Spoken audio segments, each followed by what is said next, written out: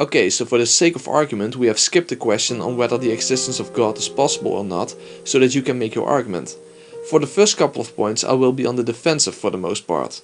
In other words, I will defend my own worldview against your attacks, but I can assure you that I will eventually go on the attack myself and expose the fatal flaws in your argument and your worldview as a whole.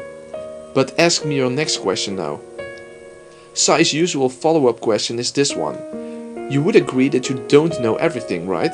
So since you don't know everything, would it be possible that you are wrong about everything you think you know? My response? No, that is impossible. I could be wrong about a lot of things, but not about absolutely everything. So then Sai would ask, what do you know for certain then? My response? The fact that I as a thinking entity exist and the laws of logic. Then Sai would say, how do you know those things for certain then? My response? Same way you think you know that your God exists, through the impossibility of the contrary. After all, everything I do presupposes my existence as a thinking entity. Even believing that I don't exist implies my existence. After all, I need to exist in order to believe that I don't exist. Thinking requires existence. You could phrase it like this. 1. In order for thinking to be going on, there must exist a thinking entity. 2. There is thinking going on. 3. Therefore a thinking entity exists. And this entity is referred to as I, therefore I know that I exist, regardless of all other factors about that I. The same applies to the laws of logic. Even denying the laws of logic presupposes them. For example, take the following statement.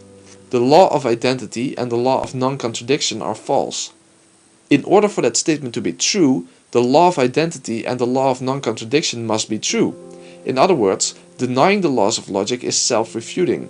In the same way, denying the invariability of the laws of logic is self-refuting as well. Take the following statement. The law of identity and the law of non-contradiction don't always apply. In order for that to be true, the law of identity and non-contradiction need to always apply.